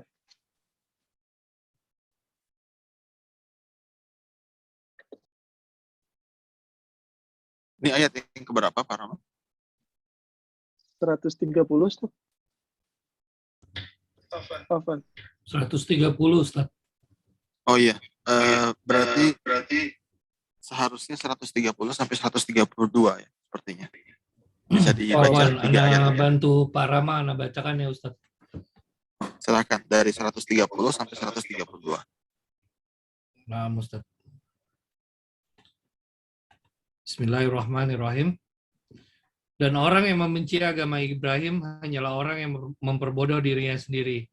Dan sungguh kami telah memilihnya Ibrahim di dunia ini. Dan sesungguhnya di akhirat dia termasuk orang-orang soleh. Ingatlah ketika Tuhan berfirman kepadanya, Ibrahim, berserah dirilah. Dia menjawab, aku berserah diri kepada Tuhan seluruh alam. Dan Ibrahim mewasiatkan ucapan itu kepada anak-anaknya. Demikian pula Yakub. Wahai anak-anakku, sesungguhnya Allah telah memilih agama ini untukmu. Maka janganlah kamu mati kecuali dalam keadaan muslim. Subhanallah. Perhatikan teman-teman, bagaimana indahnya wasiat Nabi Ibrahim dan Nabi Yakub kepada orang-orang atau keturunan yang mereka tinggalkan. Ya bunayya, innallaha astafa lakumuddin, fala tamutunna illa wa antum muslimun. Wahai anak keturunanku, wahai anak-anakku, sungguhnya Allah telah memilih agama ini untuk kalian. Maka janganlah kalian meninggal, janganlah kalian wafat, kecuali dalam keadaan berstatus sebagai seorang muslim. Ini adalah cara yang pertama, wasiat. Dan wasiat ini bukan selalu saat ketika hendak meninggal, teman-teman. Wasiat ini terus panjang hidup kita. Hal pertama yang harus kita tanamkan pada anak-anak kita, pada keturunan kita, adalah la ilaha illallah. Hal pertama yang harus kita camkan kepada mereka, hal yang harus kita ulang-ulang setiap harinya adalah nilai-nilai tauhid, nilai-nilai la ilaha illallah. Inilah satu-satunya cara, ya, atau inilah cara terpenting agar bagaimana keturunan kita senantiasa ya berstatus sebagai keturunan yang bertauhid. Disinilah kunci mengapa Allah telah menjamin bahwasanya la ilaha illallah akan terus ada pada keturunan Nabi Ibrahim. Wa ja'alaha kalimatan baqiyatan fi aqibi. Allah telah menjadikan la ilaha illallah kekal dalam keturunan Nabi Ibrahim. Nah, kalau kita lihat bagaimana beliau bisa mencapai hal ini, salah satunya adalah dengan mewasiatkannya kepada anak-anaknya, mengajarkannya setiap hari, ya, mengecamkan nilai la ilaha illallah kepada anak-anak, ya, mengajarkan kepada mereka nilai tauhid, ya, dan seterusnya. Dan inilah pentingnya kita sebagai orang tua untuk belajar bagaimana cara mengaplikasikan tauhid dalam kehidupan kita sehari-hari, ya, bagaimana cara menularkan ya nilai-nilai yang mulia dari tauhid ini kepada mereka, ya. Dan tentunya di akhir hayat kita nanti, semoga Allah Subhanahu wa taala menganugerahkan kepada kita husnul khatimah, ya, kita pun mewasiatkan kepada mereka untuk senantiasa menjaga agama yang telah Allah pilih untuk mereka, yaitu agama Islam ini. Ini cara yang pertama. Cara yang kedua adalah mendoakan mereka. Mendoakan mereka, ya, banyak sekali doa, ya, banyak sekali doa yang dinukilkan dalam Al-Quran yang diucapkan oleh Nabi Ibrahim alaihissalam terkait dengan hal ini. Ya, salah satunya adalah doa Nabi Ibrahim dalam surat Ibrahim. Ya, surat Ibrahim ini surat ke-14. Ya, ini doa ini seharusnya dihafal oleh setiap kita. Dihafal dan dibaca setiap salat. Ya. Di antaranya yang pertama adalah doa Nabi Ibrahim dalam surat Ibrahim. Surat ke-14 ayat ke-40. Allah Subhanahu wa taala berfirman, ya, tentang doa Nabi Ibrahim, Rabbi ja'alni muqimas salati wa min dzurriyyati Rabbana wa taqabbal du'a. Ya, silakan dibaca terjemahannya.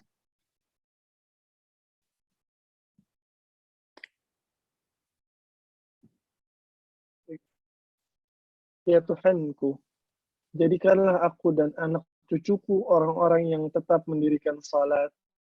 Ya Tuhan kami, perkenankanlah doaku. Ya, jadi ya Allah, jadikanlah aku dan keturunanku, ya, kelompok yang senantiasa mendirikan sholat. Maksudnya yang senantiasa beragama Islam dengan baik.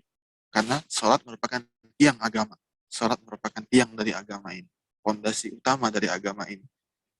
Ya Allah, kabulkanlah doaku. Ya, kemudian dalam surat Ibrahim juga, surat ke-14, ayat ke-35. Allah Subhanahu wa taala mengisahkan doa Nabi Ibrahim, wajnubni wa baniya an na'budal asnam. Wajnubni wa baniya an na'budal asnam. Ya Allah, jauhkanlah aku dan keturunanku dari peribadatan kepada berhala-berhala. Jauhkanlah aku dan keturunanku dari peribadatan kepada berhala-berhala. Ya. Seperti misalnya doa lainnya yang juga diucapkan oleh beliau adalah dalam surat Al-Baqarah, surat kedua, ayat ke-128. Ya. Rabbana waj'alna muslimaini laka wa min dzurriyyatina ummatan muslimatan lak wa arina manasikana wa tub 'alaina innaka antat tawwabur rahim. Silakan dibaca terjemahannya. Al-Baqarah ayat 128.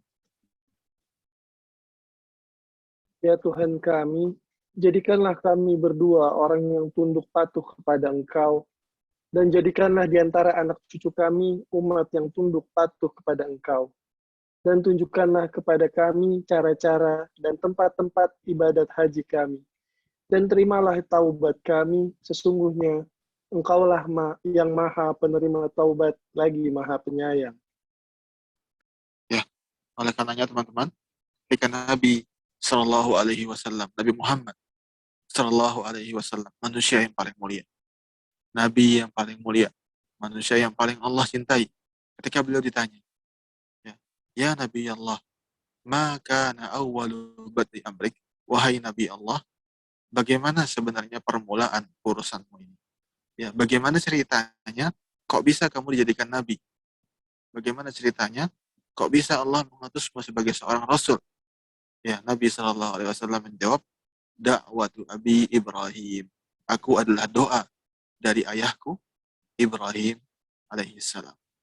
Perhatikan bagaimana di antara buah dari doa Nabi Ibrahim alaihissalam adalah Allah menganugerahkan ya, Nabi yang paling mulia berasal dari keturunan beliau. Dan ini diakui sendiri oleh Nabi Muhammad Shallallahu Alaihi Wasallam.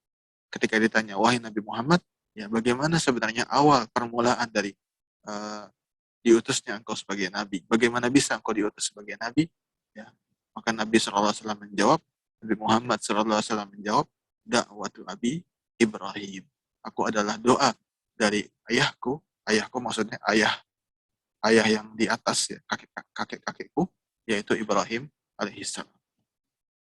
Jadi teman-teman, ini adalah bukti yang sangat kuat akan luar biasanya efek dari doa. Ya, luar biasanya efek dari doa apabila diucapkan dengan tulus kepada Allah Subhanahu wa taala. Ya. Dan ini juga menunjukkan pentingnya doa-doa Nabi Ibrahim tadi untuk kita hafal, untuk kita baca terus. Ya. Yang pertama pada surat Ibrahim, ada dua doa pada surat Ibrahim. Ayat 40 dan ayat 35. Kemudian pada surat Al-Baqarah ayat ke-128. Ini doa yang sangat penting, yang salah satu di antara buahnya adalah Nabi Muhammad Sallallahu Alaihi Wasallam yang merupakan rahmat bagi alam semesta. Ini adalah doa yang sangat luar biasa yang seharusnya tidak pernah putus lisan kita dalam mengucapkan. Rabbi ja'alni muqimas salati wa min dzurriyyati Rabbana wa taqabbal du'a. Dan ini boleh dibaca ayat 41-nya Pak Rama, juga merupakan doa yang luar biasa, surat Ibrahim ayat 41. Jadi ini boleh dihafal sebagai satu kesatuan. Ya. Di situ ada doa terhadap keturunan dan juga doa kepada orang tua kita. Ya, ayat 40 sampai ayat 40 dan 41. Rabbi ja'alni muqimas salati wa min dzurriyyati Rabbana wa taqabbal du'a Rabbana ighfirli wa liwalidayya wa lil mu'minina yauma yaqumul hisab. Silakan dibaca dua ayat ini. Ya Tuhanku, jadikanlah aku dan anak cucuku orang-orang yang tetap mendirikan salat. Ya Tuhan kami, perkenankanlah doaku. Ya Tuhan kami, Beri ampunlah aku dan kedua ibu bapakku dan sekalian orang-orang mukmin pada hari terjadinya hisab, hari kiamat. Ya, jadi dua doa ini adalah dua doa yang sangat penting. Kemudian sebelumnya waktu maghrib di WIB jam berapa ya? Berapa menit lagi?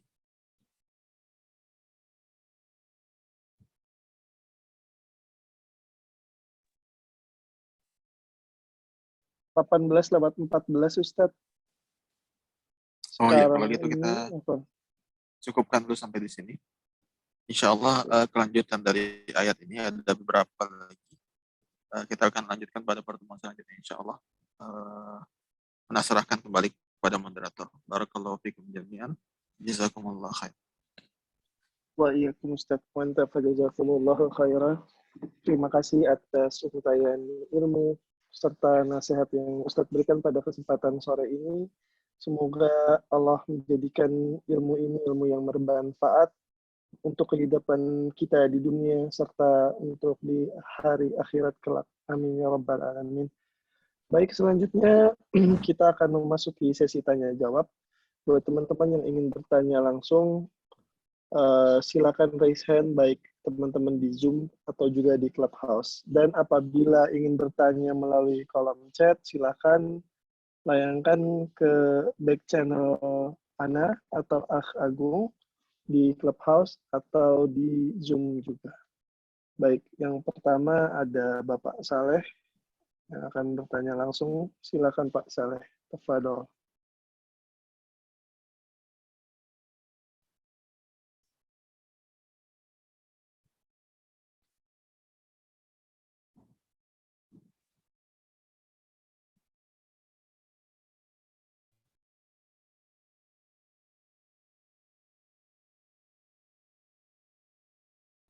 Kalimat la ilaha illallah ini sangat dahsyat tampaknya Ustaz. Dia bisa bisa menggugurkan dosa yang sebanyak-banyaknya dan bisa mengabaikan amalan yang sedikit sehingga hamba Allah masuk surga gitu. Seperti yang itu mohon penjelasan tentang dalil hadis Kitoto itu Ustaz. Ya. Jadi amalan hadis Kitoto itu yang mengabaikan dosa yang sangat besar kalah dengan kalimat la ilaha illallah. Nah, amalan apa sebenarnya Ustadz di dunia ini ya sehingga kita ya bisa mendapatkan hadis Kitoto itu Ustadz. Kalau di amalan lisan yang konkret Ustadz ya, yang Ana tahu itu ucapan terakhir kalau mengucapkan la ilaha illallah masuk surga. Itu amalan konkret, amalan lisan. Artinya amalan yang khusus tentang la ilaha illallah. Nah, untuk amalan hati dan amalan anggota badan, apa ada Ustaz? Amalan-amalan khusus yang konkret yang berkaitan dengan la ilaha illallah seperti amalan lisan mengucapkan la ilaha illallah pada saat akhir hayat masuk surga gitu. Itu aja Ustaz. Ya, syukron. Jazakumullah khairan. Barakallahu fikum. Ya, terkait dengan hadis bitokoh ini merupakan hadis yang sahih ya. Ada sebuah hadis yang dikenal di kalangan para ulama sebagai hadis bitokoh. Bitokoh artinya kartu atau sebuah kartu kecil. Ya, di mana dalam hadis tersebut disebutkan bahwasanya akan ada seseorang yang nanti diperlihatkan kepadanya 99 gulungan catatan yang sangat panjang, yang semuanya berisi perbuatan keburukan. Yang semuanya itu ketika ditimbang, ternyata kalah jika dibandingkan dengan satu kartu kecil yang berisi amalan la ilaha illallah. Di antara penjelasan para ulama ketika menjelaskan hal ini, adalah mereka mengatakan bahwasanya ucapan la ilaha illallah yang sangat berat ini adalah ucapan la ilaha illallah yang diucapkan dengan sangat tulus, dengan niatan bertaubat yang benar-benar tulus. Jadi mungkin orang ini selama hidupnya sudah melakukan banyak kejahatan, ya, tapi ternyata di akhir hidupnya Allah izinkan dia mengenal hidayah. Allah izinkan dia mengenal hidayah sehingga dia dapat masuk Islam, dan akhirnya keislamannya tersebut, ucapan la ilaha illallahnya tersebut, ya, kemudian membuatnya masuk surga dan menghapuskan seluruh kesalahan-kesalahan lain. Seperti kita tahu ada sebagian kisah ya di mana orang-orang ketika itu, atau ada para sahabat juga yang sama sekali belum beramal apapun. Ya, mereka masuk Islam di saat jihad sedang berkecamuk. Ya, mereka masuk Islam di saat perang sedang berkecamuk. Ya, dia masuk Islam, kemudian dia langsung berperang dan langsung mati syahid. Dan dia masuk surga. Padahal mungkin dia sudah banyak melakukan kesalahan sebelumnya. Dan Allah ternyata ampuni kesalahan-kesalahan tersebut. Ya, ini salah satu penjelasan dari hadis Bitaq. Jadi bukan berarti seseorang menjadikan hadis ini sebagai dalil ya untuk berbuat seenak-enaknya setelah mengucapkan la ilaha illallah. Bukan berarti hadis ini yang menganjurkan kita untuk menggantungkan harapan kita sepenuhnya dengan kalimat la ilaha illallah. Karena salah satu di antara konsekuensi la ilaha illallah adalah beramal.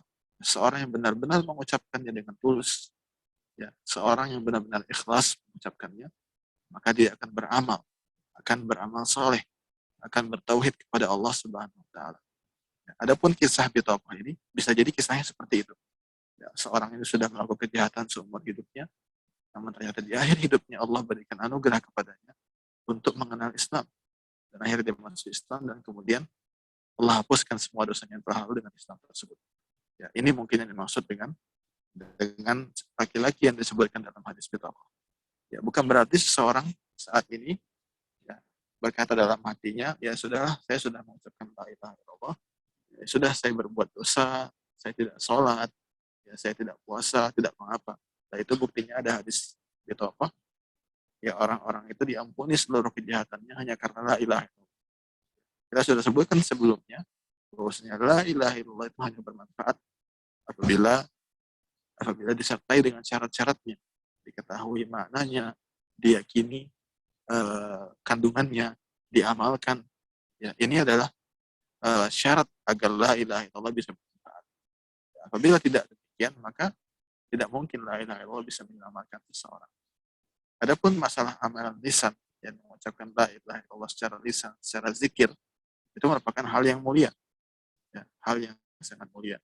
Ya, disebutkan juga dalam sebuah hadis bahwasanya satu ucapan la ilaha illallah itu bernilai pahala yang sangat besar. Jadi di antara amalan zikir yang harus kita perbanyak juga adalah baca la ilaha illallah sebanyak 100 kali atau lebih. Dan lebih baiknya mengucapkannya dengan lafalnya yang lengkap, yaitu la ilaha illallah wahdahu la syarikalah lahul mulku wa lahul hamdu wa huwa ala kulli syai'in qadir. La ilaha illallah wahdahu la syarikalah lahul mulku wa lahul hamdu wa huwa ala kulli syai'in qadir. Ya, memperbanyak ucapan ini adalah zikir yang sangat mulia. Dan salah satu keutamaan juga adalah mengakhiri hidup kita dengan melafalkan la ilaha illallah. Ini semuanya punya keutamaannya masing-masing. Tapi tetap yang namanya ucapan la ilaha illallah harus disertai dengan konsekuensinya, yaitu mengetahuinya, meyakininya dengan sepenuhnya, dan mengamalkan apapun yang menjadi kandungannya. Wallahu a'lam. Semoga terjawab pertanyaan yang tersebut.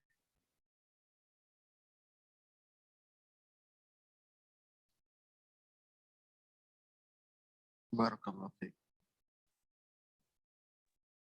Waalaikumsalam. Baik Ustaz. Buat teman-teman silakan kalau ada yang mau bertanya lagi silakan raise hand baik terkait materi yang disampaikan pada sore hari ini ataupun mungkin apabila ada sesuatu di luar dari materi kali ini silakan saja coba untuk ditanyakan kepada guru kita sehingga kita dapat memanfaatkan sisa waktu ini untuk lebih banyak lagi meraih ilmu dari guru kita. Mungkin sebelum dari teman-teman Ana ada pertanyaan Ustaz terkait tentang keraguan-raguan tadi Ustaz. Apabila keraguan-raguannya tersebut adalah terhadap sesuatu yang ada ikhtilaf di dalam, ada khilaf di dalamnya, ada perselisihan di dalamnya, dan sesuatu tersebut adalah hal yang furu Ustaz, hal yang cabang, bukan terkait kepada usul, Ustaz. Apakah keraguan-raguan ini termasuk keraguan-raguan yang tadi juga diberi ancaman oleh Allah Subhanahu wa taala, Ustaz? Wallahu a'lam bishawab, tidak ya. Setahunya tidak, dan kewajiban seorang muslim terkait dengan keraguan yang semacam ini adalah mempelajarinya dan mengetahui hukumnya secara pasti. Ya, misalnya tentang hukum hal-hal yang sifatnya furu', seperti misalnya bagaimana hukum memakai pakaian yang warnanya merah, misalnya secara keseluruhan bagi laki-laki. Nah, ini kan perkara yang sifatnya furu'. Nah, ada sebagian ulama yang mengatakan tidak apa, ada sebagian ulama yang mengatakan boleh. Maka kewajiban seorang terkait hal ini adalah menanyakannya kepada ahli ilmu, mengetahui hukumnya secara pasti, dan kemudian melaksanakan apa yang jawaban yang dia dapatkan. Yaitu yang wajib bagi seorang terkait dengan perkara-perkara semacam ini. Ya, adapun apakah keraguan ini kemudian mencapai tingkat bisa mengeluarkan seorang dari Islam, ya tentunya tidak. Ini maksud adalah keraguan terkait perkara-perkara yang inti, seperti kewajiban salat, kewajiban rukun-rukun Islam, dan kemudian keharaman-keharaman yang sifatnya disepakati oleh kaum muslimin. Seperti itu. Atau keraguan akan kebenaran Islam, ya, dan seterusnya. Allahu a'lam. Baik, selanjutnya dari Akh Joko, silakan langsung bertanya, boleh di Clubhouse juga mungkin. Baik, syukran Rana. Assalamualaikum Ustadz. Ana mau bertanya nih. Semoga Ustadz studinya lancar dan selalu dirahmati Allah bersama seluruh keluarganya ya Ustadz. Ana mau bertanya nih seputar cara mengajarkan anak tentang pemahaman la ilaha illallah itu, caranya gimana, terutama untuk anak yang umur di bawah 5 tahun ya. Misalnya dia bertanya, Allah tuh pakai baju apa, Allah tuh ada di mana, apakah di surga tuh banyak mainan. Nah, kita jawabnya tuh harusnya gimana sih? Sejauh ini saya coba untuk jawab kayak nggak ada yang pernah bisa lihat Allah kayak gitu. Apakah ada jawaban lain yang mungkin lebih tepat? Itu aja sih Ustadz pertanyaannya. Jazakallahu khairan, barakallahu fikum. Mungkin jawaban tentang hal ini butuh sesi khusus ya, Masya Allah. Tapi tentunya kita sebagai orang tua harus memperhatikan akan jawaban yang kita berikan kepada anak-anak, ya, agar jawaban tersebut sesuai dengan kemampuan akal mereka juga, sesuai dengan kemampuan nalar pikiran mereka juga. Seperti misalnya Allah di mana, yaitu bisa kita ajarkan sejak dini kepada anak-anak kita. Allah berada di langit. Ya, kemudian kita ajarkan anak-anak kita melalui ciptaan-ciptaan Allah yang mereka saksikan, ya, seperti alam keindahan alam semesta ini, ya, keajaiban penciptaan-penciptaan yang ada padanya. Ya, setiap kali kita melihat suatu hal yang luar biasa dari alam, ingatkan mereka bahwasanya ini ada penciptanya, Allah Subhanahu wa taala, dan dialah yang berhak kita sembah, dialah satu-satunya yang berhak kita agungkan. Ya, tanamkan rasa pengagungan kepada Allah dalam hati anak-anak kita. Adapun terkait pertanyaan-pertanyaan yang muncul dari mereka, ya, misalnya apakah di surga ada mainan dan seterusnya, maka jelaskan bahwasanya di surga, ya, apapun yang kita inginkan insya Allah akan ada, ya, pasti akan ada, ya, akan Allah kabulkan dan seterusnya. Ya, tentunya ini juga memerlukan cukupnya pengetahuan orang tua tentang Islam. Ya, bagaimana mungkin dia bisa menjawab kalau dia sendiri tidak, ya, atau belum mempelajari Islam dengan baik. Ya, seperti itu mungkin Pak Joko. Jadi kita pertama harus bekali diri kita sendiri dulu, ya, dengan pengetahuan terkait Allah, terkait hal-hal yang sifatnya gaib seperti surga dan neraka dan seterusnya. Ya, sehingga ketika mendapatkan pertanyaan-pertanyaan semacam ini kita bisa menjawabnya sesuai dengan yang diizinkan atau yang diberitahukan kepada kita oleh Nabi Muhammad SAW. Mungkin seperti itu. Dan yang sering saya dengar dari para ulama adalah salah satu cara yang paling utama dalam menanamkan tauhid kepada anak-anak adalah melalui penciptaan yang mereka saksikan. Ya, misalnya pada hewan, pada tumbuhan, pada gunung, pada langit. Ketika mereka melihat semua itu, ingatkan kepada mereka bahwasanya semua ini ada penciptanya dan Allah yang menciptakan mereka dan dialah satu-satunya zat yang berhak untuk disembah.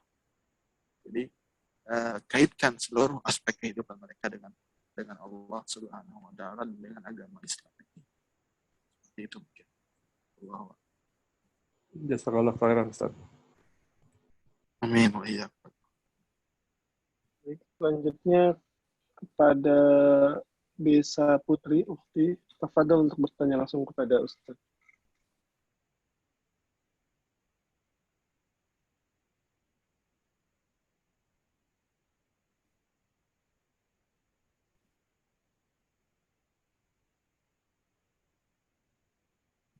Ya, pertanyaan Ana, Ustadz, Mpok Ana ini memiliki saudara, kemudian beliau minta diruqyah gitu kan, tapi pas diruqyah itu katanya ini karena diguna-guna gitu. Nah, Ana tuh pas mendengar cerita itu gitu ya dari Mpok Ana itu yang ini gimana ya Bu gitu, apakah ini benar, ini syar'i nggak ya gitu ya? Wah, anak kurang tahu nih gitu ya. Apakah bisa bisa langsung disematkan bahwa ini syar'i atau tidak gitu? Tapi takut menjurus kepada kesyirikan atau gimana? Ya, Ana hanya bisa menyarankan gitu ruqyah mandiri yang biasa aja sama zikir pagi petang aja gitu. Kira-kira gimana ya Ustadz menanggapi bahwa ini ini betul atau tidak ruqyahnya untuk kita sebagai orang yang masih awam gitu Ustadz menilai sesuatunya karena takut menjurus kepada kesyirikan. Mohon nasihatnya Ustadz, barakallahu fiik. Waalaikumsalam warahmatullahi wabarakatuh. Jazakillah khair atas doanya dan semoga doa yang sama juga untuk Anti dan keluarga.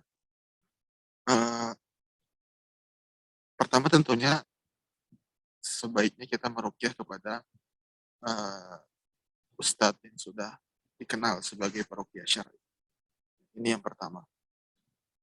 Kemudian kalau secara kaedahnya bagaimana mengetahui apakah ruqyah ini syar'i atau tidak, tentunya ya dengan menanyakan lafal apa yang dibacakan kepada orang yang sakit tersebut.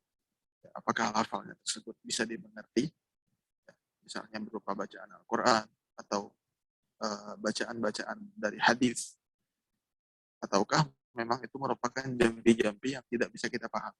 Ya, kalau itu merupakan jampi-jampi yang tidak bisa kita pahami, ya bukan dari bahasa Arab, itu dikhawatirkan ada unsur kesyirikan di situ.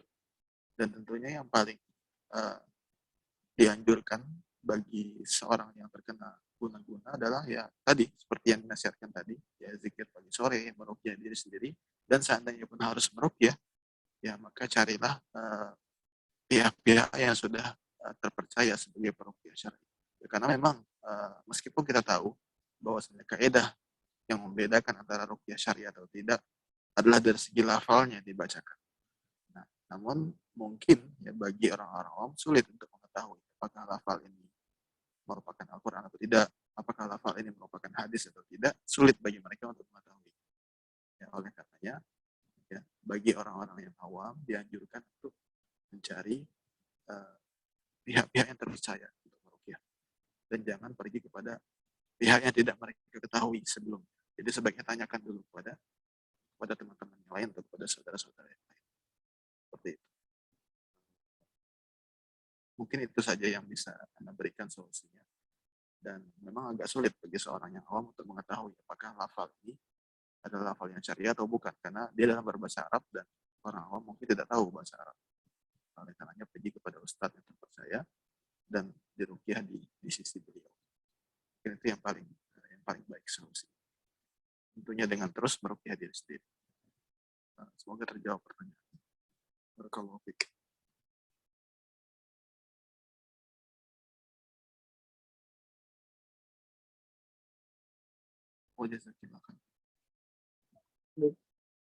Sepertinya semakin mendekati waktu maghrib dan juga teman-teman juga sudah tidak ada yang bertanya lagi.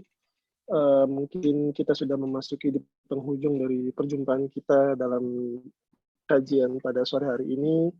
Semoga Allah senantiasa istiqomahkan kita untuk menuntut ilmu bersama dan juga menjadikan kita orang-orang yang bisa mengamalkan dari setiap ilmu yang kita dapatkan.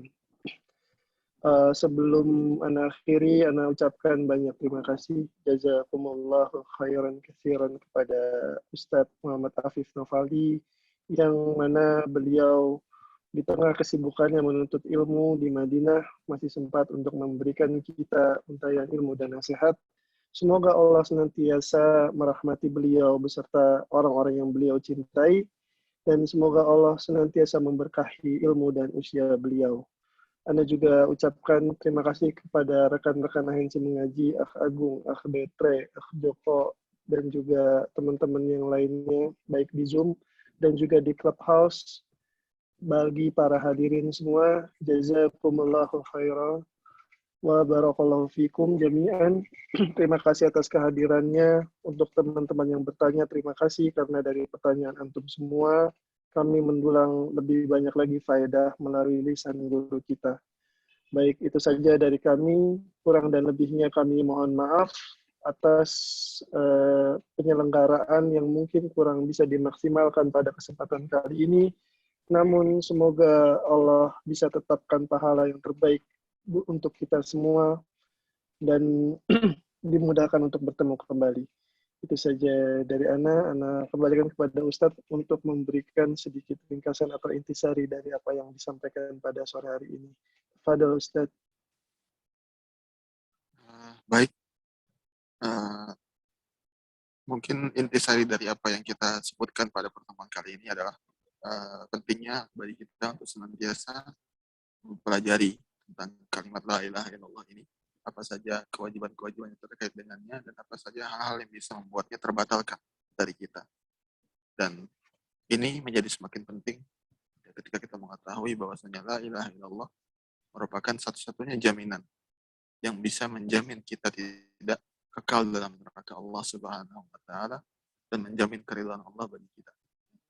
Apabila seseorang memberikan perhatian yang sangat besar kepada hartanya, kepada hal-hal yang sifatnya duniawi, yang mungkin bisa memberikan kebahagiaan yang sementara baginya, maka tentunya seharusnya perhatiannya kepada la ilaha illallah yang merupakan modal utamanya, yang merupakan jaminan utamanya harus lebih besar. Jadi harus mempelajarinya, yang mengetahui apa yang dia harus lakukan terkait dengan la ilaha illallah. Ya, seterusnya.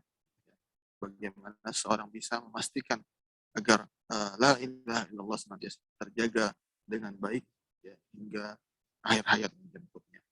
Dan juga diantara intisari dari apa yang kita sampaikan adalah pentingnya untuk senantiasa mendoakan diri kita dan keturunan kita untuk senantiasa menjadi hamba-hamba Allah yang bertauhid, karena salah tujuan utama syaitan adalah mencabut tauhid, mencabut la ilaha illallah dari kita semua. Dan tidak ada yang bisa membuat kita kuat menghadapi mereka kecuali Allah Subhanahu wa taala. Jadi jangan pernah lupa untuk mendoakan diri agar senantiasa Allah tetapkan di atas tauhid, dan juga mendoakan keturunan kita agar senantiasa menjadi keturunan yang bertauhid ya, yang diridhai oleh Allah Subhanahu wa taala. Mungkin itu saja. Semoga Allah Subhanahu wa taala memudahkan urusan kita semua. Dan semoga Allah Subhanahu wa taala ya senantiasa merahmati kita dan mengumpulkan kita kelak di surganya. Amin ya rabbal alamin. Jazakumullah khair. Assalamualaikum warahmatullahi wabarakatuh.